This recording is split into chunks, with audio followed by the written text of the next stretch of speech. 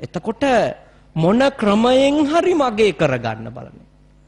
දෙයකට ආස හිතුනම පළවෙනියෙන් එන්නේ කැමැත්තනේ නේද? කැමැත්ත. කැමැති දේ දිහා දිගටම බැලුවොත් මොකද? ආසාව. නේද? මගේ කරගැනීමේ ලෝභී චේතනාව.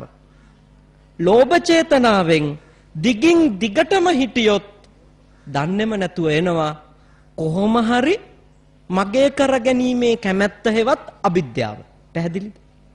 එතකොට මේ අකුසල සිතුවිල්ල ආවම ප්‍රාණඝාත, හොරකම්, කාම මිත්‍යාචාර, බොරු, කේලම් ඕනෑම දෙයක් කරන්න පුළුවන්. ඇයි?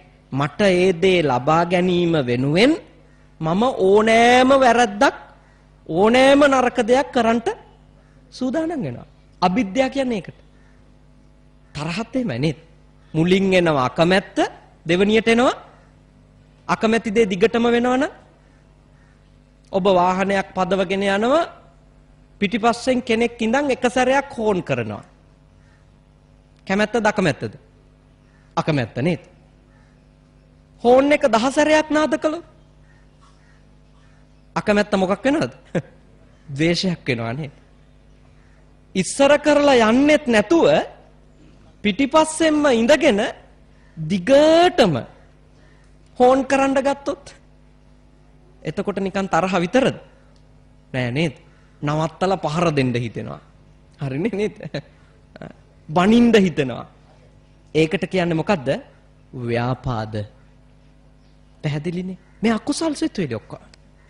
මේ අකුසල් සිතුවිලි අයින් කරගත්තේ නැත්තම් මේ අකුසල් සිතුවිලි දුරු කරගත්තේ නැත්තම් පුළුවන් තරමක් අපේ සාංශාරික ගමන ඊටාම භයානක ලෙස දික් වෙනවා. අනිත් එක තමයි මේ භවයේදී උනත් අකුසල් සිතුවිලි වැඩි තරමට අපි කරන නරක ක්‍රියා ප්‍රමාණයත් අඩුද වැඩිද? වැඩි. මෝහය පළවෙනියෙන් එනවා. පළවෙනියෙන් එන්නේ ව්‍යාකූල බව. ව්‍යාකූල බව ඇතුලේ ඉන්නකොට දන්නේම නැතුව මෝහය මුලාව වෙනවා. මුලාව ඇතුලේ දිගටම ඉන්නකොට එනවා මොකද්ද? මිච්ඡා දිට්ඨි, මිත්‍යා දෘෂ්ටිය. මිත්‍යා දෘෂ්ටිය ආවට පස්සෙත් එහෙම තමයි. බුදු පිළිම පොළවේ ගහනවා නේද? පිරිත් පොත් කඩනවා, පාගනවා. ඇයි? මිත්‍යා දෘෂ්ටිය බොහොම භයානක එකක්. අපිට මොකක් හරි දෙයක් ගැන වැරදි මතවාදයක් දැඩිව ග්‍රහණය වුණොත්, යථාර්ථයෙන් තොර වෙච්ච සංකල්පයක් දැඩිව අපේ මනසට ග්‍රහණය වුණොත් අපි මිත්‍යා දෘෂ්ටිකය වෙනවා. එතකොට අපි කරන ඕනෑම ක්‍රියාවක් කුසල ක්‍රියාවක් නෙමෙයි අකුසල ක්‍රියාවක්. මෙන්න මේ නිසා බුද්ධාගමෙන් ඔබට යෝජනා කරනවා අකුසල සිතුවිලි අයින් කරන්නට නම් වැඩිපුර මොනවද? කුසල සිතුවිලි ඇති කරගන්නට වීරිය වඩන්න ඕනේ. දැන් ඔය ඇත්තන්ට ඊර්ෂ්‍යාව තියෙනං ඊර්ෂ්‍යාව අයින් කරන්නට පාවිච්චි කරන්න පුළුවන් එකම සිතුවිල්ලයි තියෙන්නේ. ප්‍රබල. මොකද්ද? මුදිතාව. මුදිතාව වර්ධනය කරගත්තොත් ඊර්ෂ්‍යාව අයින් කරන්න පුළුවන්. ඊර්ෂ්‍යාව කියන්නේ අනුන්ගේ සැපත උහුල ගන්න බැරි කමට. මුදිතාව කියන්නේ අනුන්ගේ සැපත දැකලා වැඩි වැඩියෙන් සතුට වෙන. දැන් ඔබට කියනවා බුද්ධාගම සනසිල්ල අවශ්‍ය නම් ඔබ ඊර්ෂ්‍යාව නැමැති අකුසල සිතුවිල්ල ප්‍රහාණය කරන්න, අයින් කරන්න. ඒක අයින් කරන්නට නම් කුසලස්ස උපසම්පදා මුදිතාව නැමැති කුසල සිතුවිල්ල වැඩි කරගන්න. ලෝභයත් එහෙමයි. ලෝභය අයින් කරන්නට නම් අලෝභය. ඊළඟට තරහව අයින් කරන්නට නම් අද්වේෂය හෙවත් මෛත්‍රිය.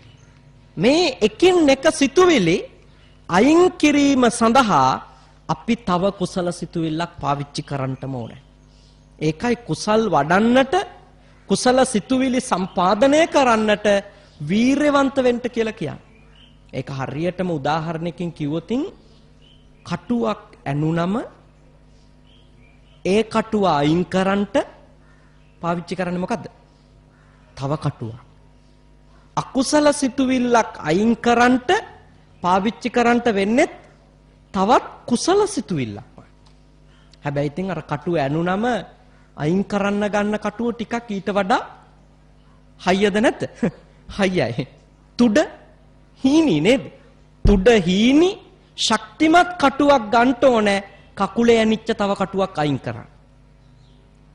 සිතුවිලි නැම අකුසල සිතුවිලි නැමැති කටු ඇනිලා තියෙන්නේ සිතේනේ නේද? ඒ කටු අයින් කරන්නට නම් කුසල සිතුවිලි නැමැති ශක්ති සම්පන්න කටු ප්‍රයෝජනෙට ගන්න ඕනේ. තියුණු කටු ප්‍රයෝජනෙට ගන්න ඕනේ.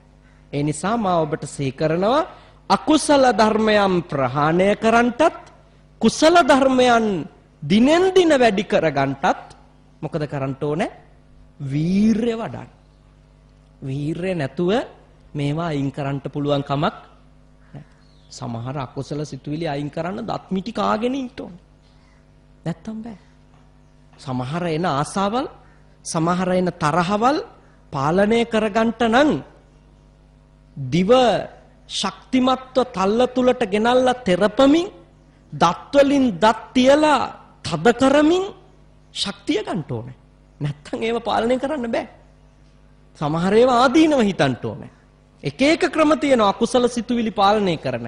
හැබැයි වීරය නැතුව ඔය මොකක්වත් කරන්න බෑ. එන සිතුවිල්ලට ප්‍රතිචාර දක්වනවා වීරය නැති කෙනා. වීරයවන්ත කෙනා මොනතරම් අකුසල සිතුවිලි ආවත් ඒවට ප්‍රතිචාර දක්වන්නට යන්නේ නැහැ. ඊළඟ කාරණය බුදුහාමුදුරුවෝ උගන්වනවා සන්තුට්ටි. ඔබ සංසාරික ජීවිතයේ අනාථ අසරණ කෙනෙක් නොවී ඉන්න නම් සතුට තියෙන කෙනෙක් වෙන්න ඕනි කියලා. සතුටින් සිටින කෙනෙක් විය යුතු බව බුද්ධ ආගම පිළිගන්නවා. සතුටින් ඉන්නවා කියන්නේ hina වෙවි කෑකෝ ගසමින් ඉන්න එකද? නෑ. hina වෙනවා සතුටින් ඉන්නකොට. සමහර අය කෑකෝ ගහන්නත් පුළුවන්. හැබැයි බෞද්ධයා සතුටට ප්‍රතිචාර දක්වන්නේ කෑකෝ ගහ නෙමෙයි. බොහෝම උපේක්ෂාවෙන්. මධ්‍යස්ථ. ඔබට ඇත්තටම සතුට තිබීම අවශ්‍යයි. බුද්ධ ආගමේ නාථකරණ සූත්‍රයේ කියන්නේ හාමුදුරු කෙනෙක් නම් උන්වහන්සේ පිණ්ඩපාතයෙන්, සේනාසනයෙන්, ගිලාන ප්‍රත්‍යයෙන් සහ චීවරයෙන් ලැබෙන්නේ කුමක් වුණත් ඒකෙන් සතුට වෙන්න ඕනේ. එතකොට තමයි භික්ෂුත්වය හොඳට අර්ථවත් කරගන්න පුළුවන්. ගිහිකමත් එක්කනේ එහෙමම. ගිහිකම වුණත් මේ අවශ්‍යතා හතරෙන් මූලික අවශ්‍යතා හතරෙන් ආහාර, නිවාස, බේත් සහ ඇඳුම් පැළඳුම්. ඕකම තමයි චීවර, පිණ්ඩපාත, සේනාසන, ගිලම්පස කිව්වේ. මේ මූලික අවශ්‍යතා හතරෙන් සතුටු වෙන අය ඒ ටික ලැබුණට පස්සේ ණය වෙවි අමතර සැප හොයන්නේ නෑ. මූලික අවශ්‍යතා හතර සම්පූර්ණ කරගන්නෙත් නැතුව ආසාවන් සපුරන්නට ගියොතින් ඔහු ණයකාරයෙක්. ගිහි ජීවිතය අසාර්ථකයි. ඒ වගේම ඔහු අතිශයින්ම අනෙක් අයට ඉරිසියා කරන්නෙක් වෙනවා. ඇයි? Tamanට තියෙන ටිකෙන් සතුටු නෑ. අනුන්ට තියෙන දේවල් ගැන බල ඉන්නවා. හූල්ලනවා. බුද්ධ ආගම ඔබට කියනවා ලද දෙය කුමක් වුවත් ඒක තෘප්තිමත්ව බාර ගන්න. මොකද සමහර කාලවලට කීර්තිය හම්බ වෙනවා. සමහර කාලවලට කීර්තියමද? නෑ, අපකීර්තිය. 6 මාසයකට කලින් වීරයෝ දෙන්නෙක් දැන් අනිත් පැත්තේ නේද? දෙන්නටම බැන ගන්නවා. වීරයෝ දෙන්නම ද්‍රෝහියා කර ගන්නවා. ඒක හරිනේ. සමාජෙත් ඒකම කරනවා. ඒ මොකද කාලෙකදී කීර්තිය, කාලෙකදී අපකීර්තිය.